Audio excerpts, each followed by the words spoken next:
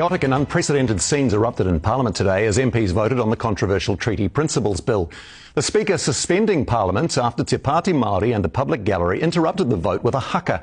It's now just past its first reading. This followed fiery and emotional scenes as politicians debated the bill for the first time. An MP even got kicked out while the labels liar, disgrace and KKK were hurled at the ACT Party. We begin tonight with senior political editor Benedict Collins. Parliament boiling over with rage.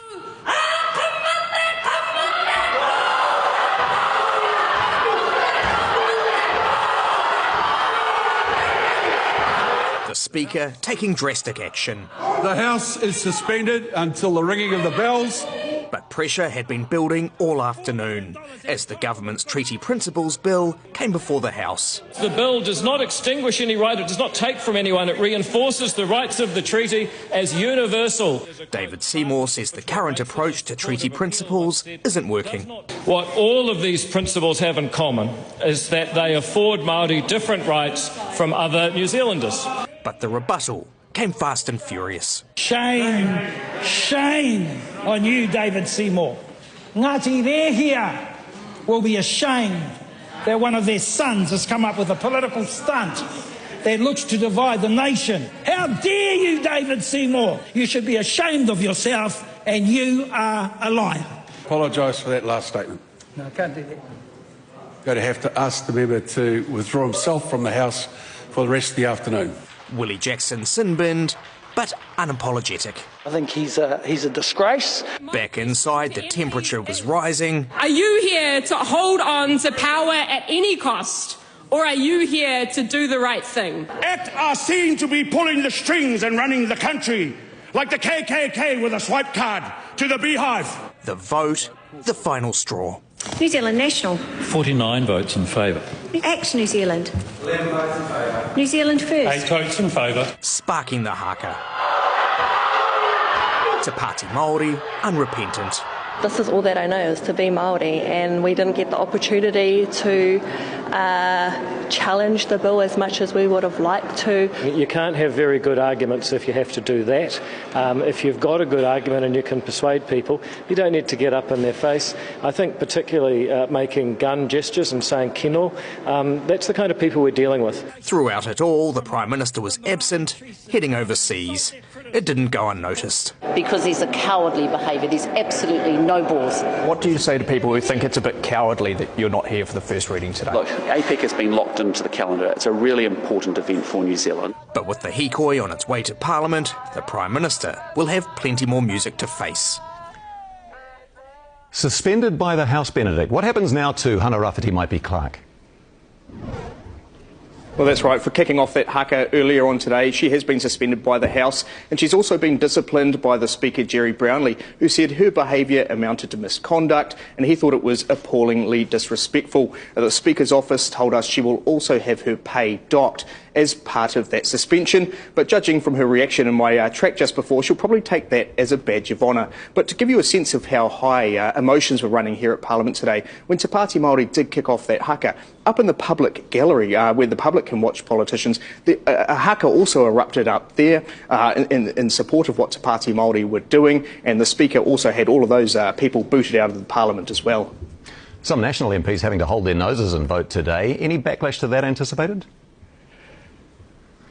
Well, they certainly copped it from the opposition parties, but the national MPs all day, all week, they've been making it really clear that they don't want a bar of this bill. The problem for them is that National, of course, signed up and agreed to progress this through to Select Committee with the ACT Party as part of their coalition agreement. But I've been watching the language that the Prime Minister's been using around this Treaty Principles Bill over the last few weeks, and it seems to be getting just stronger and stronger. On Monday, he was telling us that he just thought there was absolutely nothing whatsoever good about this bill. He thinks it's divisive, and today he was telling us, that it's going to do absolutely nothing to get New Zealand back on track. He thinks what David Seymour is doing here is really simplistic. But the problem for the Prime Minister and for the government is that this is not going to go away. We've got the hikoi on its way down to Parliament now, and now we're also set for a 6-month contentious Select Committee process, so it's going to be a rocky few months for the coalition government. Senior political reporter Benedict Clark, thank you very much. So what does the bill actually propose? And crucially, what are some of the differences between it and the current treaty principles? Katie Bradford takes a look.